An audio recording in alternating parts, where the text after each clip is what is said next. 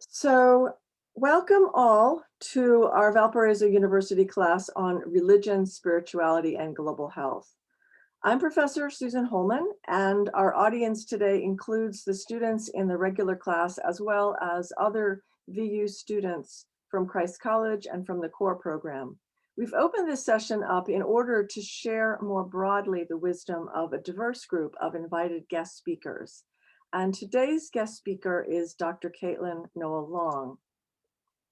Dr. Long is the John and Daria Barry Postdoctoral Fellow at the Human Flourishing Program at Harvard University and a postdoctoral fellow at the Harvard T.H. Chan School of Public Health. A native of California, she majored in religion with a minor in music for her undergraduate degree at Vanguard University.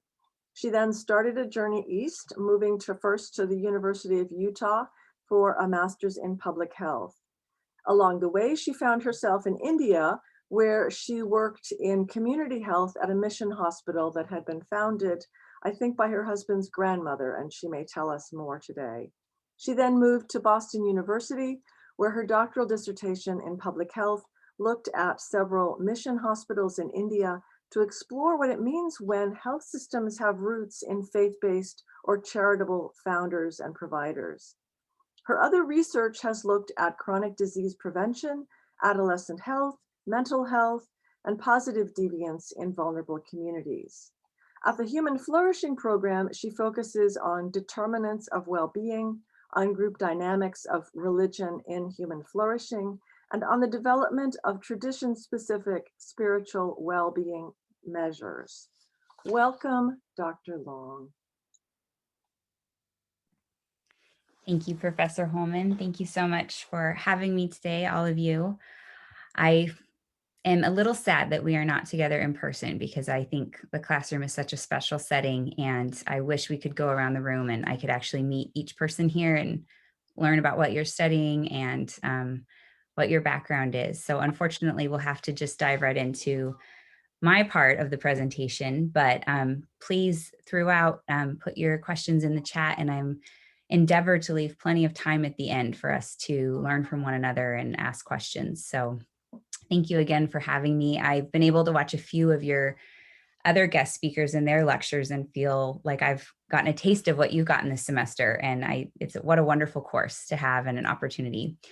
So I'm going to begin by sharing my slides here. And can you see those? Great. Okay. So I'm going to dive in. The title of my talk today is Exploring Intersections Between Religion, Public Health, and Human Flourishing.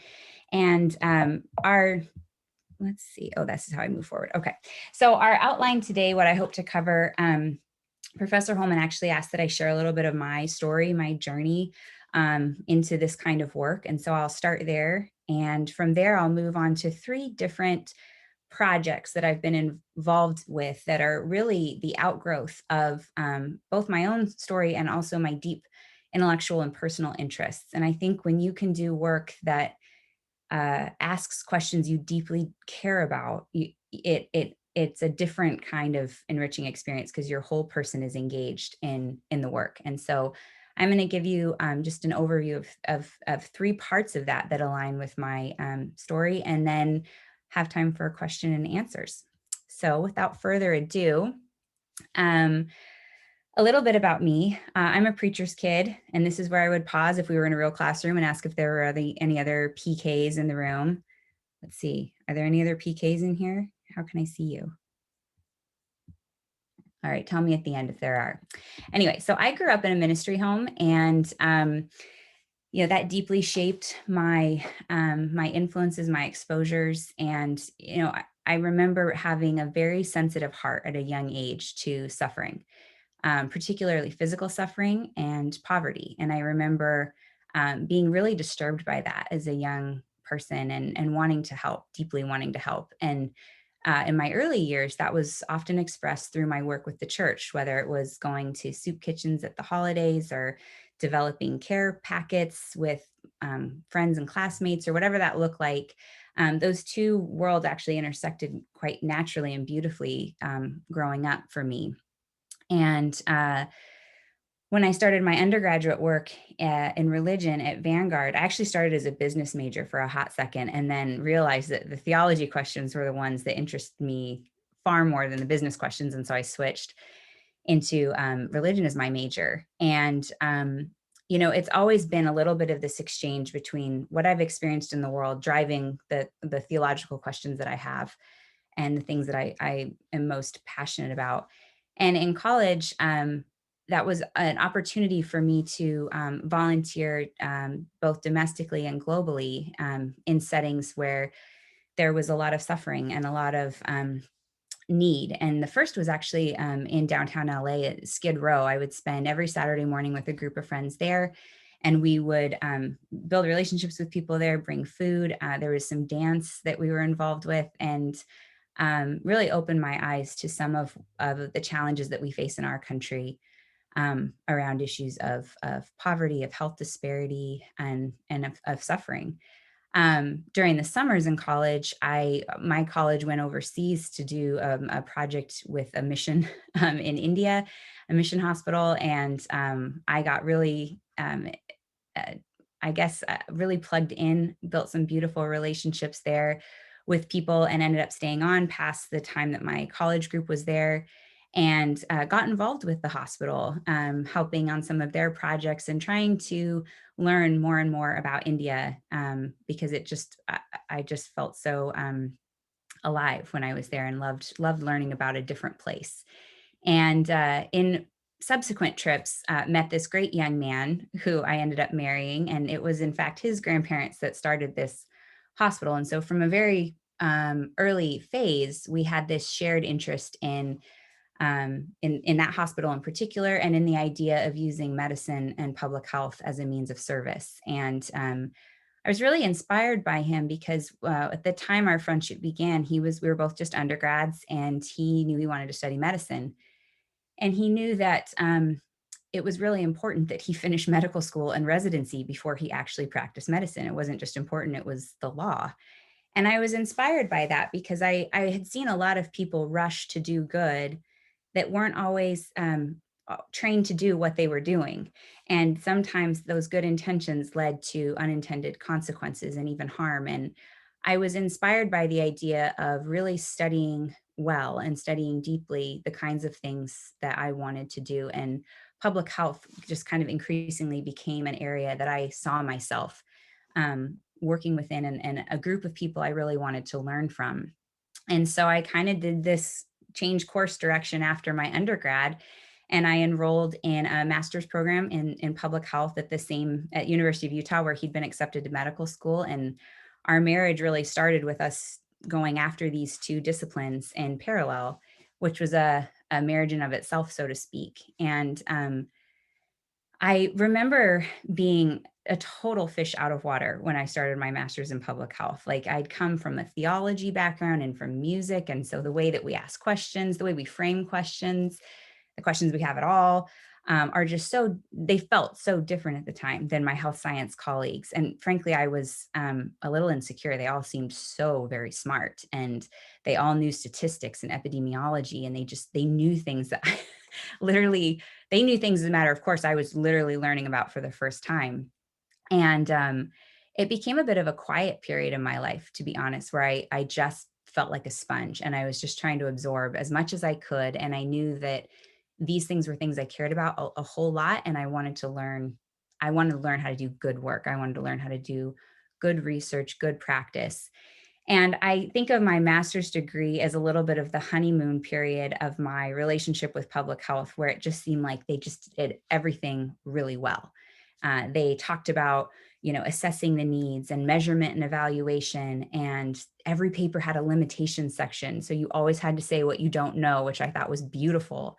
And I loved learning in that environment. And after I finished my master's, I had a 2-year period where I worked. I worked at Intermountain Healthcare in Utah while my husband finished medical school, and I learned a lot more about the domestic health landscape from a very different perspective of a large health system.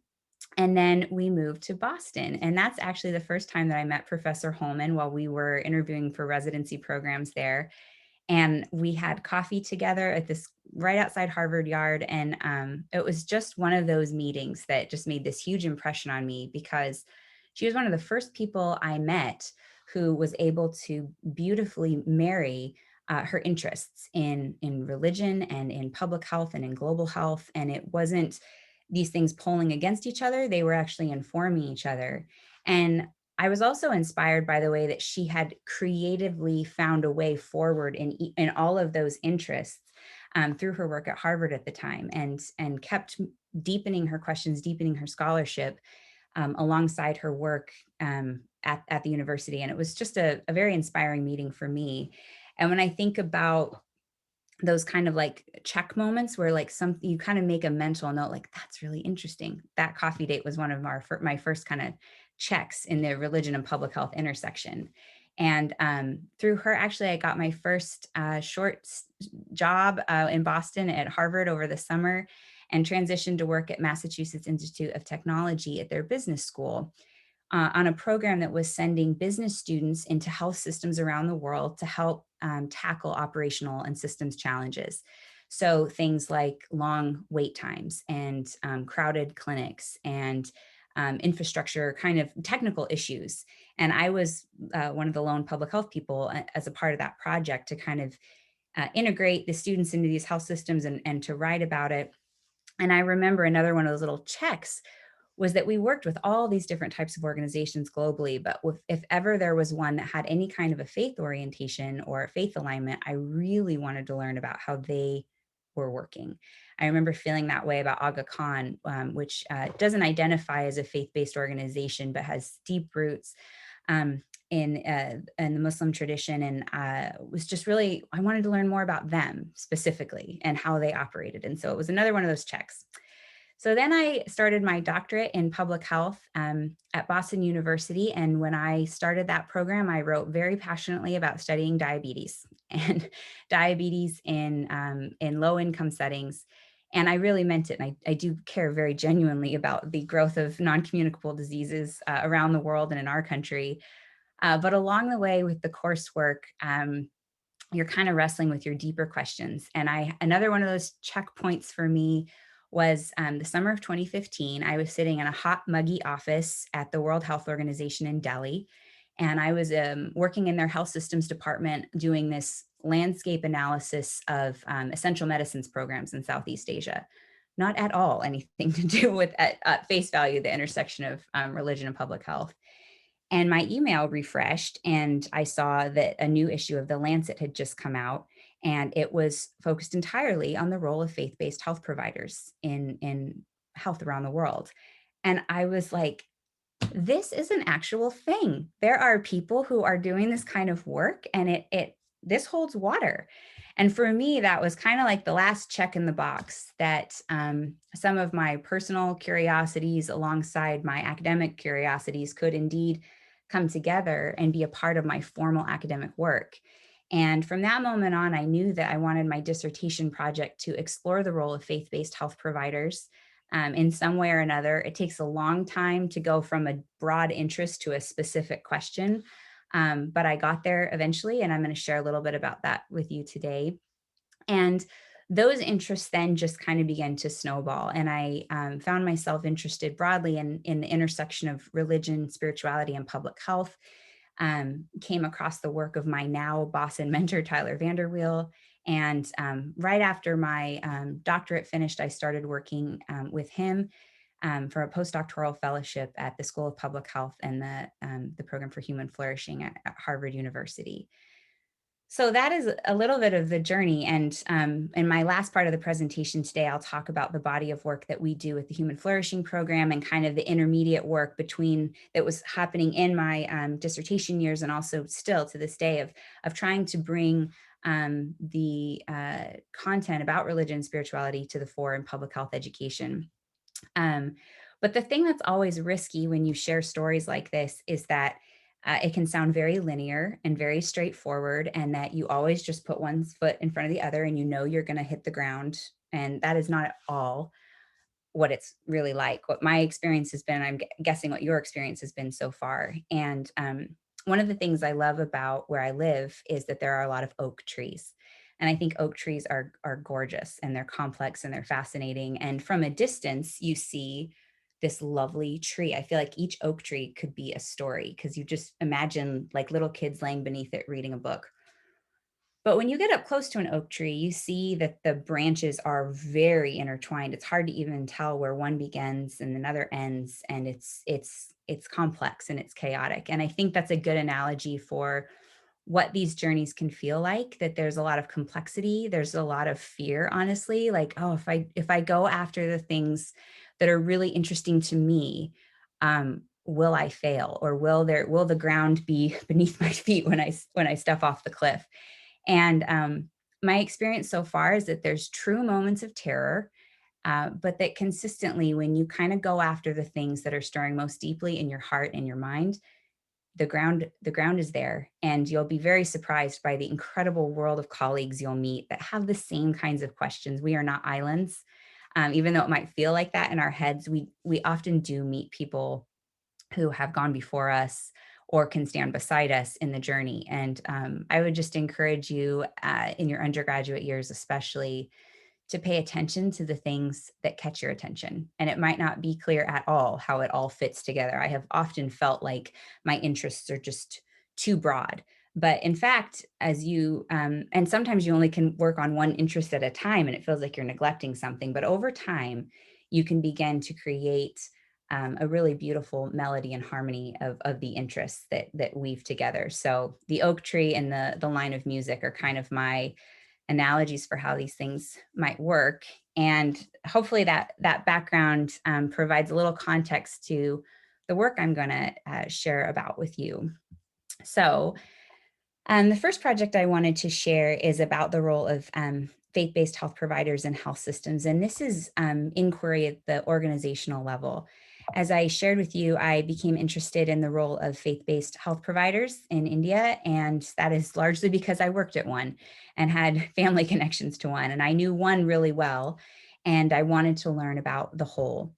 I mentioned the Lancet series that came out in July of 2015. And one of the kind of seminal, the conclusion statements from the series was this: that there's a broad need to move beyond broad generalizations about the magnitude and the character of FBOs, and instead find out how different kinds of faith-based health providers operate within different contexts and systems.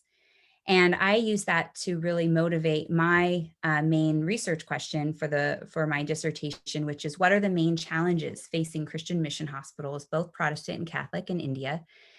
What are their responses to those challenges, and what role might they play in healthcare delivery going forward? So to answer this question, I knew that my time visiting India was going to be in series of months, not like, extended years. And so I designed a project that would kind of fit those parameters, and spent time at 11 different mission hospitals throughout the country, north, south, east, west, both Catholic and Protestant, and that tried to attend to different features that would fundamentally make the hospitals different. For example, making sure I went to urban and rural hospitals, different governance structures, so hospitals that were led by the church versus hospitals that were independent of the church but still identified as a mission hospital, and with different levels of care, some that only provided maybe primary and secondary care, and then some that did all the way through to tertiary and other forms of advanced care. So a range of different voices from different kinds of institutional settings. And then I interviewed 76 different people, many of whom I interviewed more than once. So a lot of conversation with people at different levels. I interviewed people who worked at the Mission Hospital Organization Network, both Catholic and Protestant. So these kind of organizing bodies or membership bodies.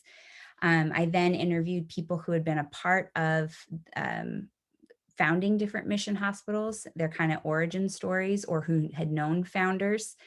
And then current mission hospital leadership, and different people of different clinical cadres, and especially of different age ranges, because talking to younger doctors and nurses in particular is a very different experience than talking to someone in the twilight years of their work. So a broad range of people in a broad range of settings trying to get at those questions about the challenges, the responses, and the way forward. So, to give you a brief summary of what I found about the key challenges facing mission hospitals, in health systems work, there's often a discussion about the health system pillars. There's six that are used often. And if you look here, can you see my mouse if I do that?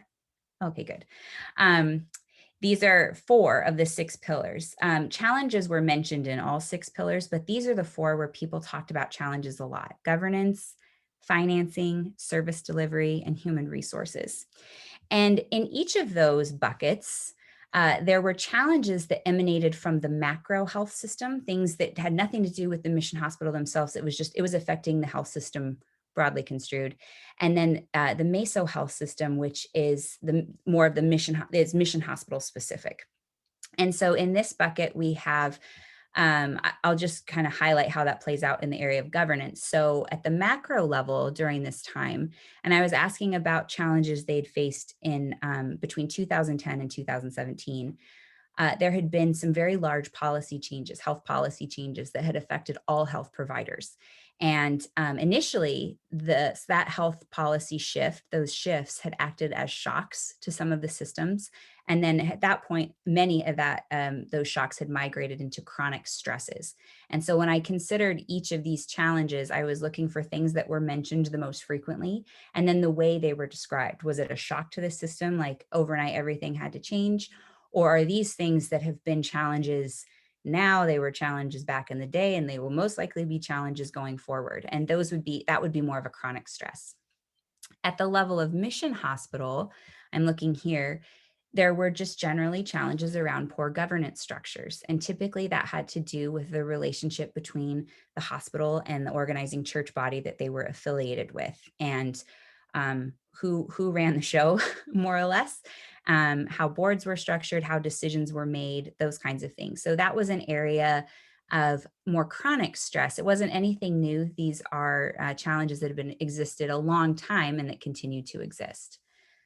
One of the blind spots at times with public health research and health systems research is it only thinks about those six pillars or things that relate broadly to those six pillars. But as you probably all know, it's always important to take the larger social and political context into consideration when you're thinking about why these things might be challenges or why they might be more acute challenges in certain settings. And so in this domain, there were really three that were mentioned most commonly.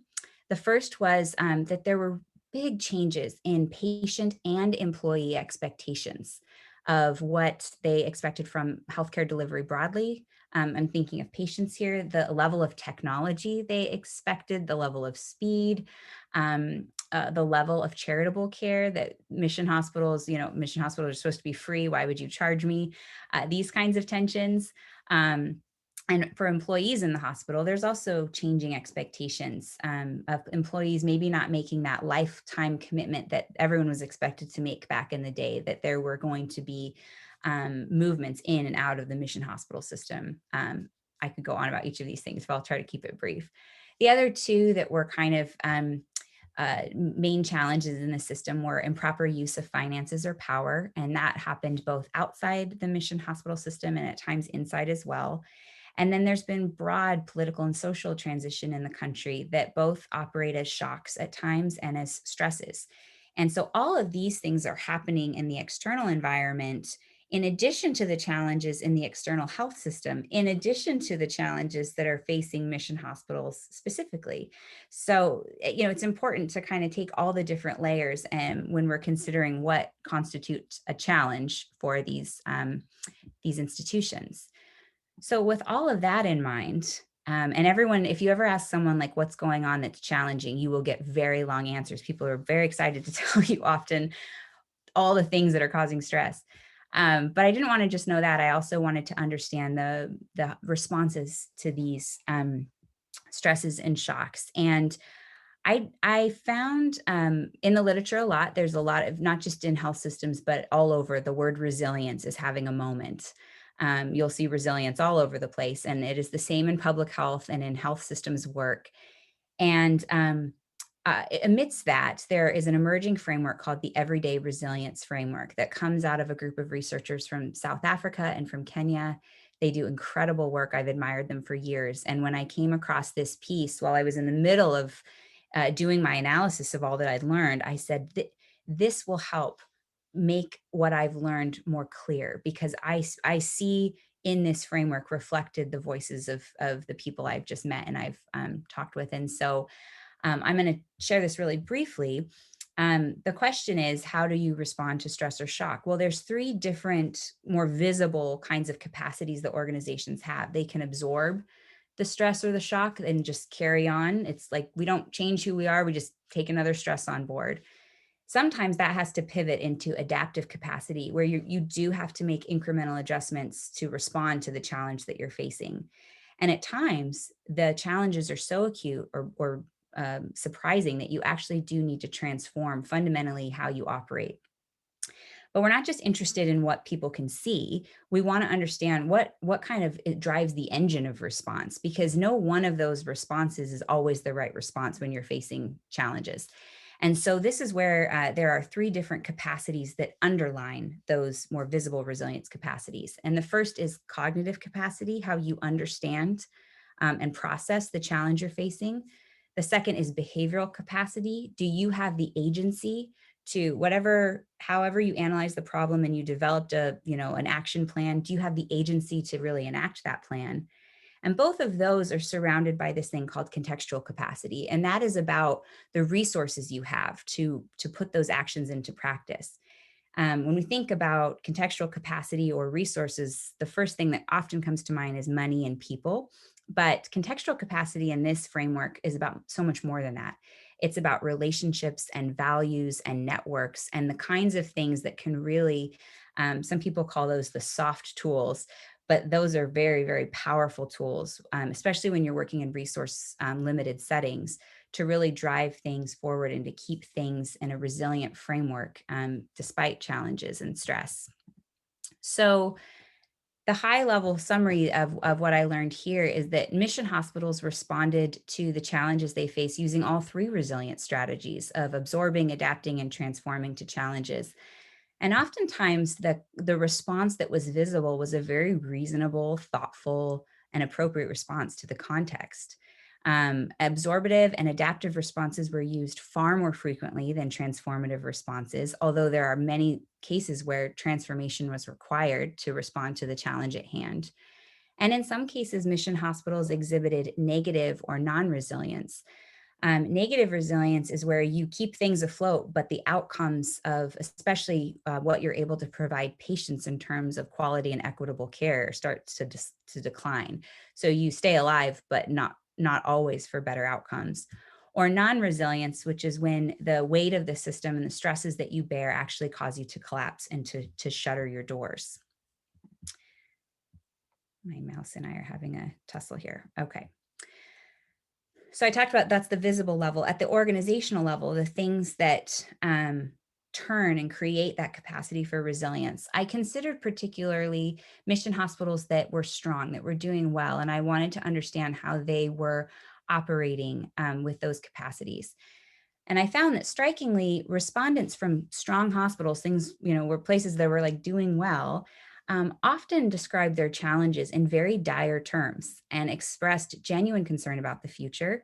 But that those concerns and honest critiques were communicated with more clarity and confidence from various levels of staff. People felt ownership over the institution, and that those problems are my problems. These are mine, and I have stake in the game here. And whether I am someone who works in housekeeping or in administration, I see this institution as important, and that we have things to tackle together.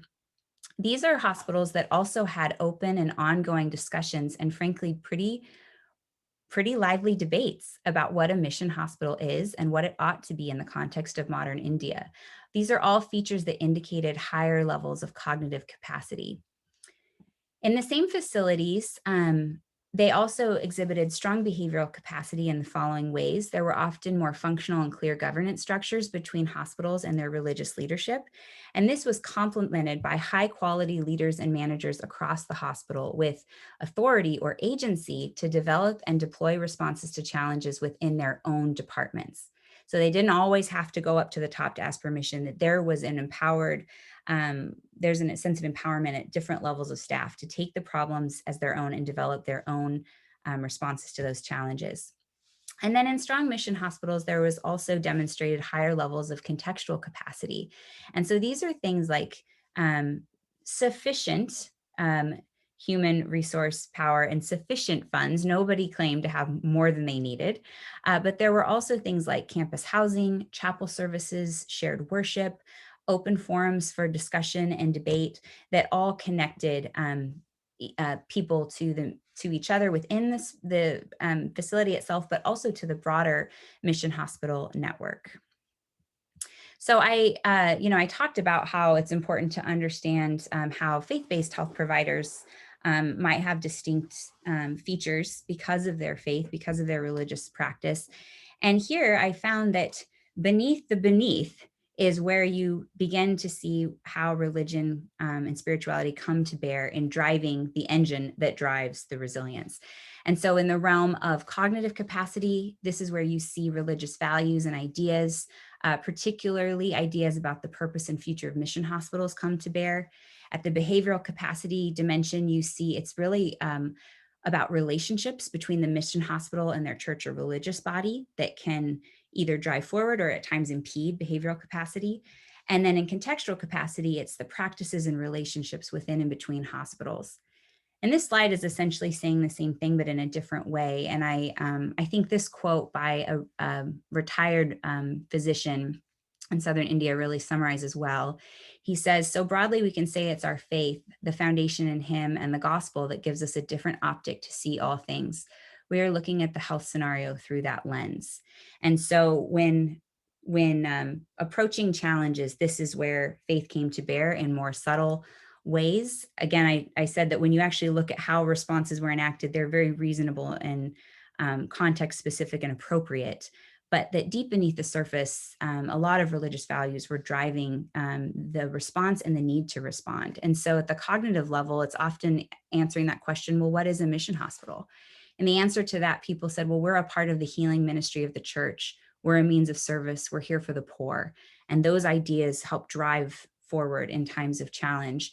And the ideal role of a mission hospital here, I won't read all of those, but these were the top responses. We're here to meet a need. We're dedicated to whole person care and to work together with government where appropriate and with other mission hospitals. Behavioral, as I've talked about, really boiled down to relationships between the hospital and the church. And contextual capacity is about that bigger ecosystem that these hospitals exist within. And it's not just church services per se or chapel services that kept the community connected. There were many important rituals and ceremonies and points in the calendar year that were sacred to these different institutions and that really brought a different feeling to bear in the facility. So at the end of this, the role, the third part of the question, what's the role of mission hospitals going forward? I asked people this question specifically, and these were the four most common categories of response. The first is to attend to health and well-being at the margins, with a note that the margins will always change, that this is where mission hospitals need to stay especially attentive to the shifting needs of that population. At the moment, it's things like mental health, drug and alcohol abuse, elder care, palliative care, NCD care, and adherence. There's also a role for innovation, using things like telemedicine to reach rural areas, looking at more research initiatives, transparency initiatives, things like pooled procurement, which is when facilities come together to make their purchases to bring the per unit cost down. And so when hospitals can work together and pool those orders, it can bring costs down, which then downstream means that you can charge less for the work that you do and the supplies that you use.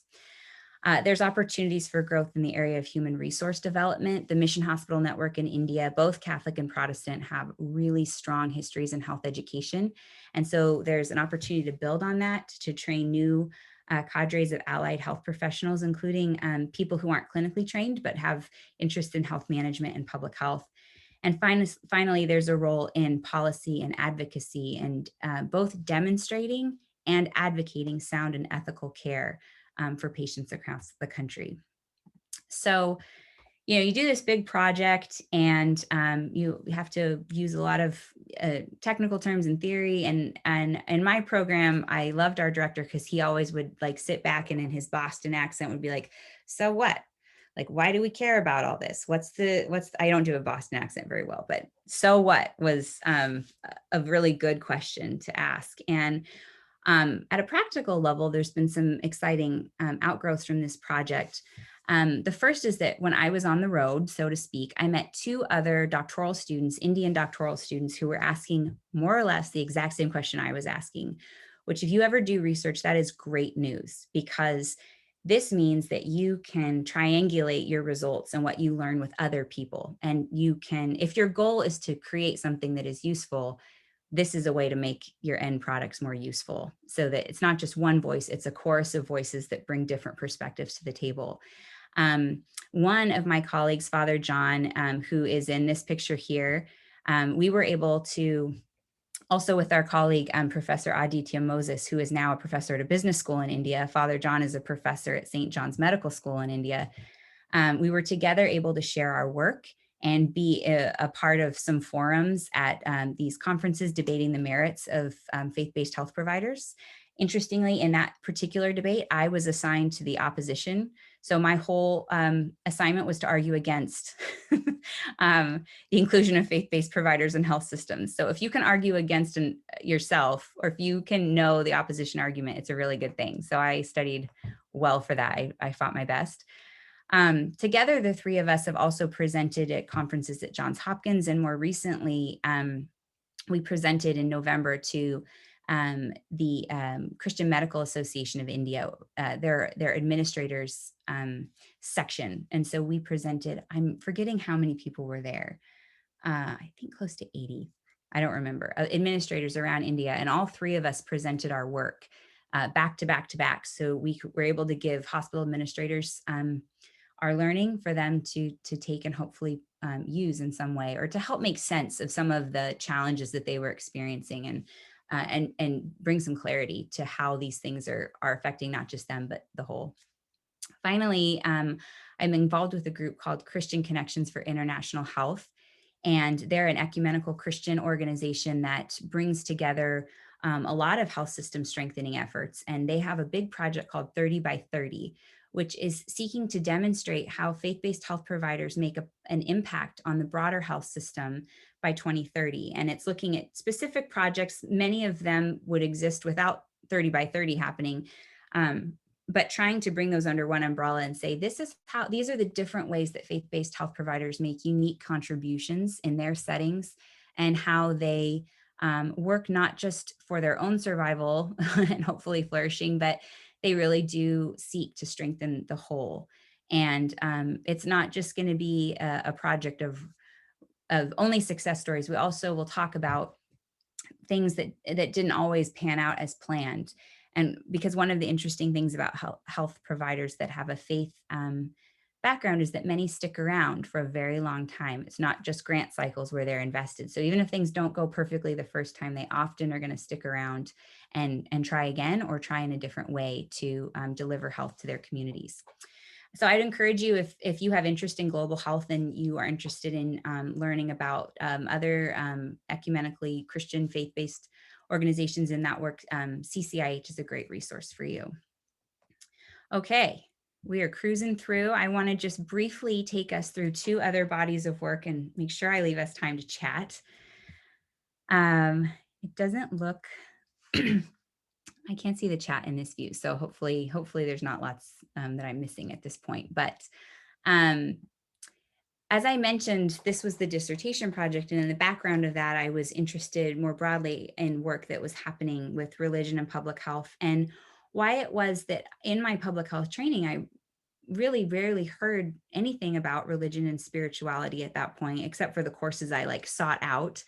And frankly, sometimes when religion was mentioned, it was only mentioned in a fairly antagonistic way. And it's true often that there are features of religion, religious leaders, or institutions that can at times challenge gains in health. But there was no balance statement to that, and we didn't really explore why or contrary cases to that in our coursework. We just kind of blazed forward. So it made me curious about the approach to integrating this work in public health training and in others who were doing this kind of work from more of a population health perspective. So why study religion and health? This was a question that I was answering, not to my committee, but to the larger public health body. And these are 4 statements that were kind of helpful in creating the case for consideration of religion and spirituality in public health. The first being that 84% of the world's population identifies with a particular tradition, and that most people find that important in their daily lives. This is not a small feature of human existence, it's a pretty significant one. The second is that public health often is interested in the function of exposures and effects.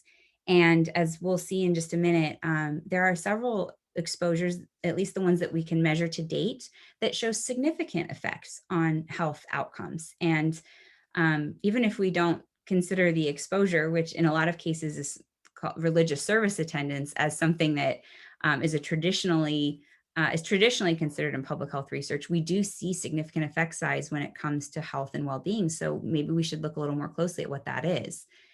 And then the fourth statement is that research in this area increases our understanding of the implications of a very common and powerful human phenomenon. So even though for many people, they approach this, when I say many people, I mean people in traditional secular public health might approach this topic with a little bit of trepidation or even resistance. I think there's some strong reasons why it should be considered as a part of how we think about the health of the public. So just a few things to share on this note. At this point, there have been literally thousands of papers published on religion and health, some of which come from public health, but also medicine, psychology, sociology. And while there's been variable quality of the studies across the decades, most have found positive, beneficial, or protective effects of religious exposures on a wide range of health outcomes, including reduced all-cause mortality, lower depression, suicide, protection against suicide, cancer survival, and increased life satisfaction and subjective well-being. The associations are of sufficient magnitude and have been sufficiently replicated that they are less and less disputed in terms of their statistical weight. And many, including Dr. Eidler and Dr. John Blevins from Emory, have been calling for religion to be considered as a social determinant of health. A very, very good question and a very fair question, especially with research that explores the relationship between religious service attendance and subsequent health and well-being, is whether or not it's just social support. Is it, well, just get a bunch of people in the room singing a song and you're going to find the same effects? Is it really the religious part? And so far, the research has found that the effects persist after control for social support, and that control for social support only reduces the effect towards the null by about 20%. And we also have found that was the royal we, that social support is a pathway, that service attendance also increases things like your number of close friends, your non-religious community membership or participation, the likelihood of staying married, which also in turn have benefits for health and well-being. So there's probably other mechanisms at play around ideas of behavior or particular forms of self-disciplines or abstinences, thinking especially about alcohol or certain foods, beliefs, and emotional affect. So what about other forms of social participation? Other forms of social participation do have effects on health. However, those effect sizes tend to be smaller.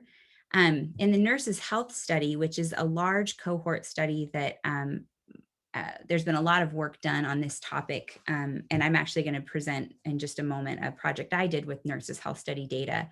But one study found that there was a stronger predictor of mortality and suicide. Religious service attendance was a stronger predictor of mortality and suicide than any other social integration variable. So the speculation is that social participation, um, or that religious service attendants are not just about social participation. It's not just meeting together, but there's something going on with the values or the purpose or the shared vision for life that might have larger effects on health and mortality. So the implications here are that religion is a powerful factor that shapes health and mortality and should not be like wholesale neglected when studying health outcomes. And that although one wouldn't necessarily want to recommend religion simply to improve health, for those who are already religious, it may not be unreasonable to recommend things like service attendance, particularly because service attendance seems to have the most powerful effects. So it's work like this and other experiences that led a group of colleagues and I to write a paper about, excuse me, I'm gonna take a drink of water, about the need to more systematically include at least some consideration of religion and spirituality and public health education. And we identified 3 challenges to this project in our paper. The first is that there are many controversial aspects of religion. And rightly, people sometimes feel like that is not something I want to touch when they're dealing with public health training. The second is the perception of religion as a private matter. Like, and I'm thinking like speaking more like a public health person, like, I don't really want, that's like a thing that's in their own time. I don't want to talk about that or deal with that. I don't feel equipped to deal with that. These are very fair challenges, by the way. And the third challenge to integrating religion and spirituality considerations in public health is a very practical one. There's just not enough space in public health curriculum to always include one more course. There's a lot of pressure for technical expertise. Do you know how to run these statistical programs? Do you know how to design a good study? Do you know how to design, execute, and measure your health programming? So adding something that would attend to religion and spirituality as a topic seems like a luxury, but not a necessity. And so oftentimes we'll say, well, you don't need a whole course, just do like a lecture, just one in the course of public health training so that students are at least thinking in these terms when they're practicing in the real world. So 4 recommendations we had were the formation of interdisciplinary teams, that working with people from other fields can be a very helpful way to become aware of what you're not considering in your public health work. The second is engaging a wider body of literature. And I looked through your syllabus to know that you are engaging a wide body of literature, and that is only to your benefit as you go forward, especially if you're in the health sciences. The fourth is building relationships with faith-inspired colleagues and communities, not treating it like with so much distance. Even if you're not a religious person, there's ways that you can kind of appropriately get to know the religious communities in your area of practice and learn more about what matters to them, which leads to our fourth consideration, which is very rare in public health, which is considering the ends and goals of the communities we serve.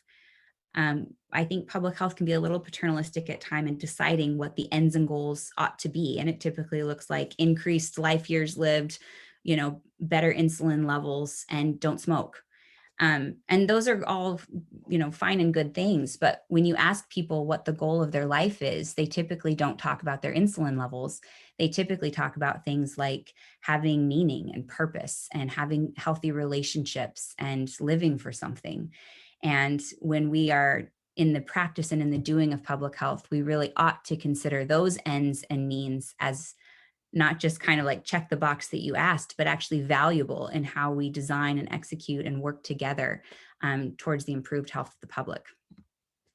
So there's been some really exciting developments at these intersections. There was a special issue of the American Journal of Public Health two springs ago that explored faith-based organizations and public health practice. If this is of interest to you, I would really encourage you to pick up this issue. There's some great articles and examples of how this is worked in practice.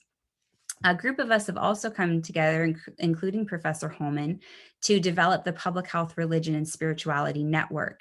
And this is a place where professionals and academics who are interested in the way religion and spirituality come to bear in public health can gather, learn from one another. And we publish a bulletin twice a year that tries to make some of this content accessible or interview senior scholars in the field. Professor Holman wrote a beautiful piece on why it's important to study ancient history, and using her expertise, and how um, those kinds of inquiries can really shed new and helpful light on the problems that we're facing today. So I would encourage you, if this is of interest, uh, to join the community of people interested in this thing, then publichealthrs.org might be another great resource for you. Okay, in my last few minutes before we open it up for conversation, I want to talk about the current work I do with human flourishing. And this is about interdisciplinary inquiry. You've seen that word interdisciplinary show up in my previous section. And even my dissertation required interdisciplinary thinking on a lot of things, because we touched on a lot of topics there. But at the Human Flourishing Program at Harvard's Institute for Quantitative Social Science, we really have two key aims. The first is to contribute, bring together, and disseminate knowledge from various academic fields on topics fundamental to human flourishing. In essence, if we're going to talk about this, then everyone needs a seat at the table. We need to have an interdisciplinary conversation about what it means to flourish. And this aim is very easy for people to nod to. It's like, yes, we should all sit at the same table and learn from one another. And yes, those conversations should last longer than 15 minutes. And we should all have that conversation. The second aim is much trickier, and that is to develop and implement systematic approaches to the synthesis of knowledge across disciplines. If you have ever tried to publish something in your area, you will know that different journals or different outlets have very clear guidelines of the topics they're interested in, the way they want papers written, the types of methods they want used, and the word limit. So when you come together to create interdisciplinary products, this is often the part that's the most challenging, because you're trying to bring non-traditional topics maybe into new spaces. So for example, talking about religion and spirituality with an epidemiology audience is a little tricky. Or bringing empirical data into the conversation for theologians or philosophers is also can be a little cumbersome and tricky. And it's a very worthy project, and something that those of us who are involved in it, we really believe in it, but it's not always easy. It really requires everyone to have a healthy dose of perseverance, because you're treading new ground in trying to work together with other people to approach these very big and important questions. So I wanted to just close by briefly mentioning two projects I've been involved with that are just one version of how this work plays out. There's lots of different ways that our group works together towards these aims. So please do check out the Human Flourishing page if this is of interest to you, especially the research tab. But one of the projects that I worked on with colleagues was on the topic of forgiveness. You know, we talked about earlier how there's curiosity that maybe it's not just all meeting together. Maybe there's something about the ideas or the concepts that are being promoted within different religious communities that come to bear in improving health and well-being outcomes. And so forgiveness is one of those things. Many different faith traditions talk about it. And fortunately, has been included in some of these large population studies such that we can examine forgiveness and its health effects in new ways. Public health researchers are fairly new to this topic. It's really been our friends in psychology, and particularly positive psychology, that have made the most gains in empirically studying topics like forgiveness. But this project that I undertook with colleagues was looking at the data from the Nurses' Health Study, which is a cohort of nurses across many decades. They're now in midlife. And there was a question asked in 2008 in a supplementary survey on how frequently these women had forgiven others, had forgiven themselves, or had been forgiven or felt forgiven by God or the divine. And so they answered that on a frequency scale from never to always. And so we used that data and then subsequent data to look at their health outcomes to say, okay, so for those who said that they always or almost always forgave, what happened to them over time compared to those who said that they never or seldom forgave? And our effects were really interesting. We saw some substantial effects up here in this section. This is looking at psychosocial well-being and psychological distress. And these are multiple outcomes. This is actually more outcomes than studies typically use. We use a method called outcome wide, where we can look at one exposure and multiple outcomes simultaneously. And so we see here that there's some substantial effects on improved psychological well-being and reduced psychological distress. But you'll notice that the P threshold really doesn't stand out here in health behaviors and physical health, which when we first ran this, we were like, darn it, you kind of want to see some effect in people's propensity to drink heavily or smoke or use preventive health care, or at least one of the diseases listed. We really didn't see substantial effect in those domains, and that pattern held in our analysis of the two other forms of forgiveness: self-forgiveness and divine forgiveness. And at the end of these slides, I've listed all of these papers so you can go back and look more closely. And I really would encourage you to, because I'm giving you a very quick version of these studies.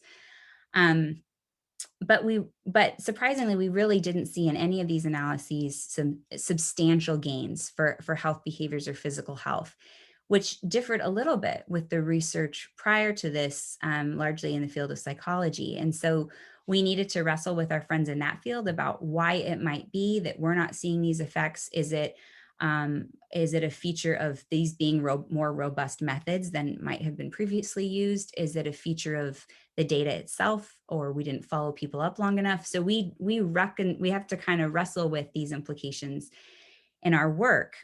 We also had to wrestle with a little bit. You see right here that there was this non-insignificant association with increased mortality when it came to people who forgave themselves more frequently. So in other words, people who forgave themselves most frequently had an increased all-cause mortality, which is not another finding that you're like at first being like, yay, I can see the paper title now. When we applied Bonferroni correction to this, which is a way of making our estimates even more conservative given our multiple testing, this association didn't hold, but nonetheless, it was there. And so this is where we had really interesting conversations with our friends in theology and psychology about other work that explored particularly the nature of self-forgiveness, how it differs from other forms of forgiveness, and what might be going on under the surface of this data. You're always limited empirical work by the limits of your data. So we weren't able to explore those hypotheses empirically, but we write about them in our paper as a means of showing how interdisciplinary dialogue can help shed light on findings that you don't always immediately understand. And those experiences are very enriching. And I hope for each of you that you have opportunities for that. The final project I'll just share was a very similar type of work on the topic of hope and subsequent health and well-being. And this project looked at an older cohort of adults. This is from the Health and Retirement Study, looked at people who expressed more hopefulness as opposed to less hopefulness in their subsequent health and well-being.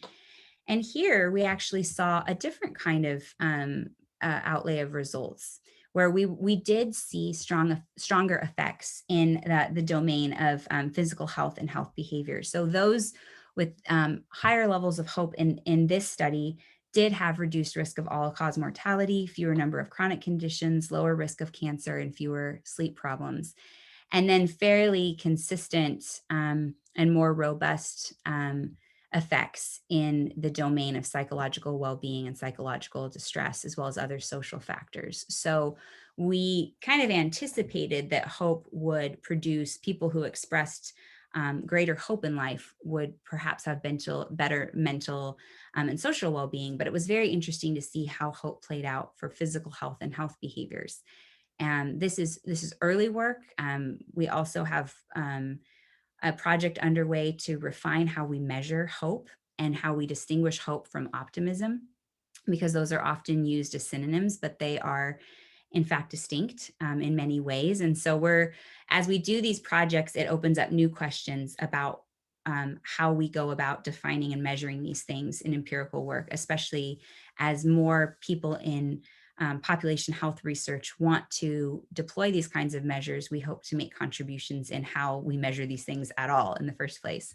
So lots of interesting work and projects ahead. So this is a list of citations. I will share my slides with Professor Holman. She can pass them along.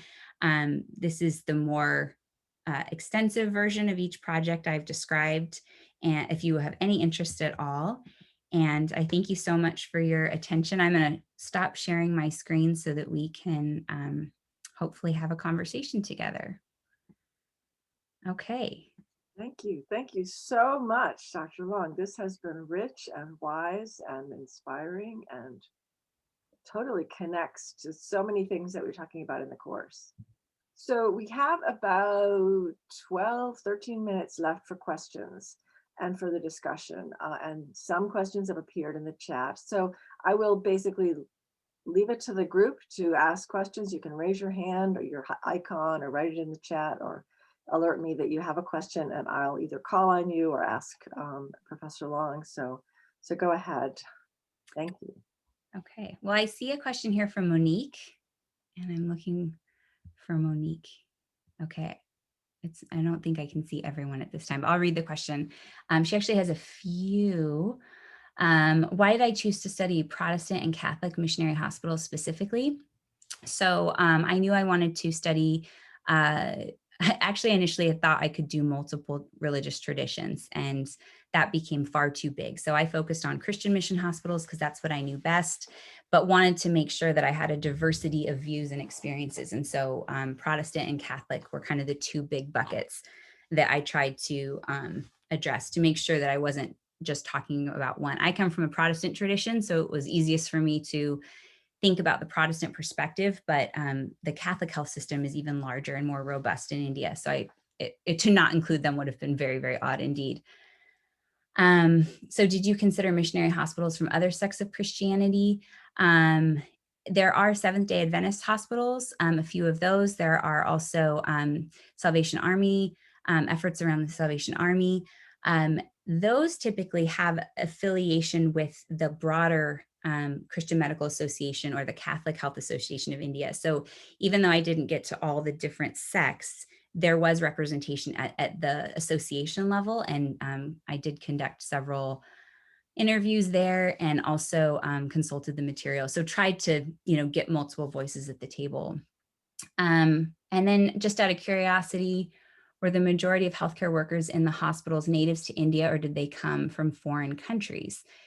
If some were from foreign countries, which countries were they usually from? So almost exclusively at this point, all staff at mission hospitals are Indian natives, from the very top leadership all the way down. There's been an exodus of foreign missionaries slowly, really in the post-independence period onward. And while there are some relationships still with mission organizations or funders, in fact, a lot of the relationships with the West are now hedging towards more secular Western organizations like the Bill and Melinda Gates Foundation or USAID or those kinds of institutions. But India has had a very long, protracted awareness of the tensions around Western engagement in health work and in missionary work more broadly. And so those are things that are not new at all to be considering. And there's very robust Indian leadership at this point. So in many of these settings, I was the only foreigner. Although, of course, many of these institutions were originally founded by foreign missionaries. So there is an influence in the roots of these institutions, foreign influence, but today almost exclusively led by Indian nationals. Molly asks, how can we apply the responses we discussed earlier, absorptive, adaptive, transformative, to institutions under distress outside healthcare, such as our education or incarceration systems, or can this be done at all?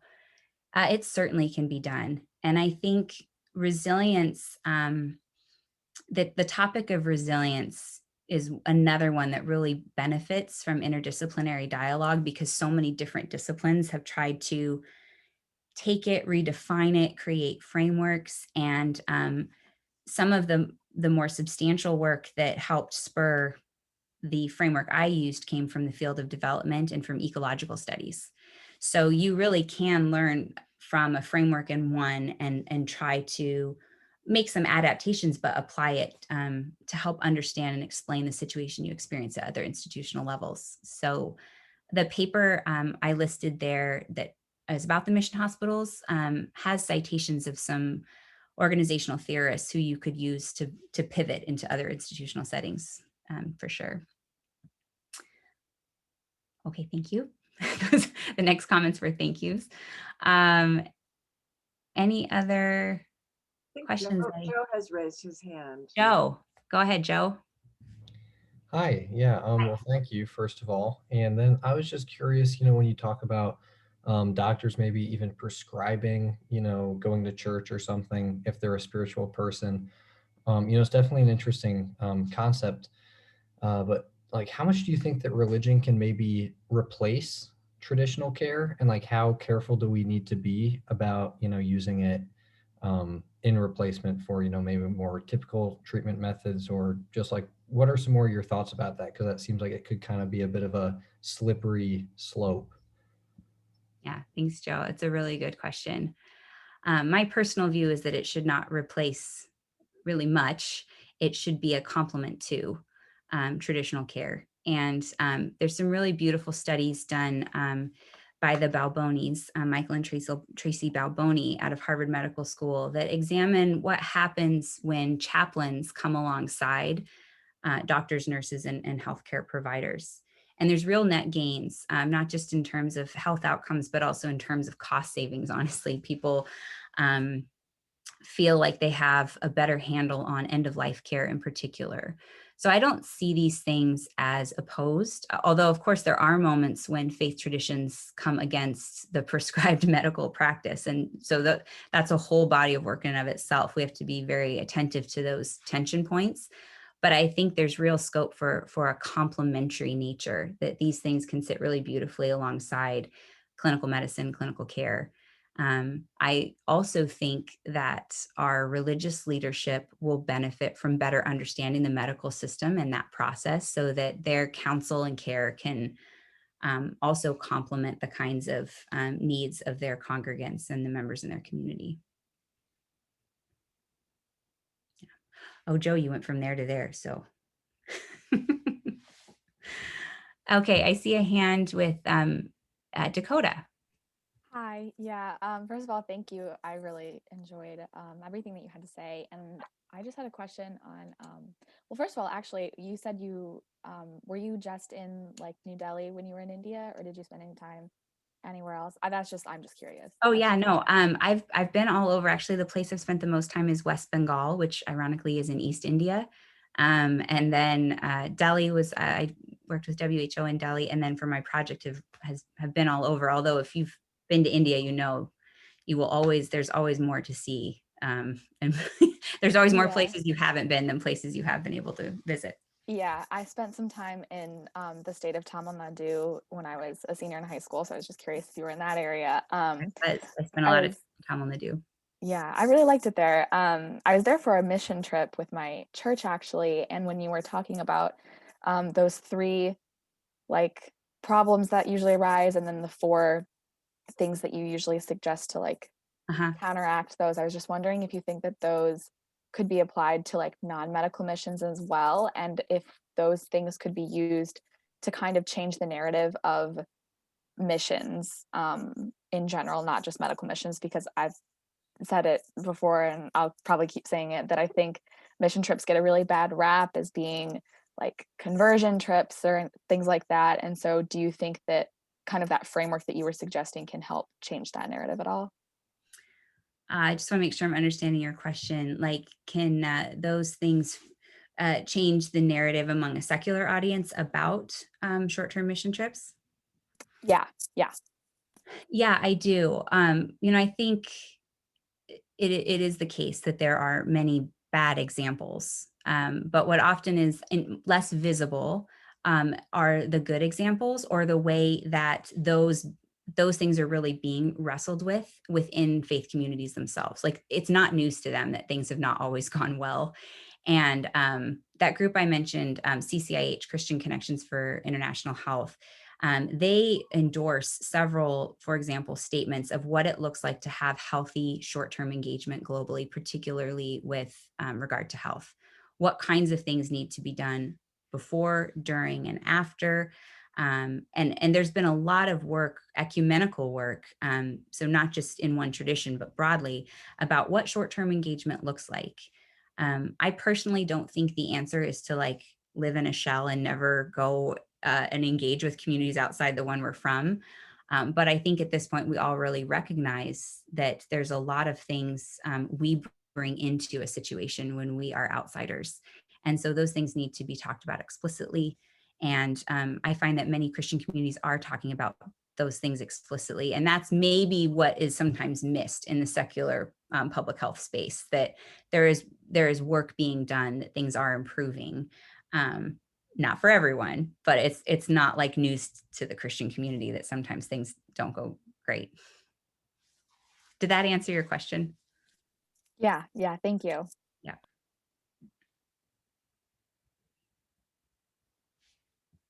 So I think there's this question from Sky. Oh, sorry, Sky. Okay, back over here. What was the most complicated or challenging aspect of your research or travels? This is a broad, okay, Mabel. Oh, okay. Well, I think to be really honest, I'm increasingly aware of my role as an outsider and wanting to be very respectful of being a guest in another context. And I think one of the things that I made the explicit decision to do was to not hide that I had a faith background myself. When I was talking with people, I didn't want people to think I was being sneaky about my own faith commitments or my own background. I wanted to be very forthright. And, I did that just to build some trust that I was fully explicit about who I was and that I wasn't going to know everything. But I found that oftentimes what that created was a sense of a different kind of familial bond, because if you share a tradition at some level, you see yourself as a part of the same family, even if you're from very, very different contexts. And so I was always really touched by the graciousness of my hosts to treat me at times like a family member or like a member of the community, even though I so clearly am not. But I think that's one of those times when I was talking about you put your foot off the cliff and you're not sure if it's going to work. Like, is this a bridge too far? Is this a question that is this about more than just me? Is it another thing I've really wrestled with? Because woohoo, we get to answer our own questions, but is this going to help anyone? Is this going to serve anyone? And those are the kinds of things that I really wrestled with. And I've been most excited about moments where I felt like this project might be useful for others, and not just because I got to run around and ask interesting questions. Yes, I see Noelle's hand raised. Hi, Noelle. Hi. My question is, you showed at the end of your talk you worked on some different academic articles, and I was wondering, how do you know, or how certain are you that academic articles can change practice? That is a great question. I think that there are certain spheres where academic articles change practice, and then there's certain spheres where people don't care two hoots about it. But I do think academic articles have influence in the academy itself. The academy is a place where ideas are generated and promoted, and that there is a trickle-down effect, in essence, by the things that students teach. They begin to think and practice in new ways. Some of those students go into public service, and so they're thinking about these things too. So I don't think there's any silver bullet, and I don't think that's how work should be done anyway. I think it's better when work goes slowly. But academic publications and approaching these topics empirically is just a part of the pie. But if you've worked in faith communities, you know that oftentimes leading with, hey, look at my p-value, is a really a surefire way to get a glazed over look. Not because people aren't very brilliant and intelligent, it's just that's not their way of knowing or establishing new knowledge. So the p-values and the risk ratios and the hazard ratios are really important for a certain audience. And frankly, I think that it does encourage people who come from traditions to say, hey, this stuff actually bears out when you test it. Not all of it, and some of it's very interesting. Let's think about that theologically as well as empirically. So you kind of have to know your audience a little bit as far as like when you put these things forward. But I think publications are an important piece of the pie. Thank you. So we're about at time. So I invite everybody to join me in thanking Dr. Long for her time here today with us. We're so grateful to you. Thank you. Thank you for having me. This has been great. And hope to meet you in person, some of you someday, if possible. And do feel free to reach out if you have any follow-up questions. I'd love to chat with you further.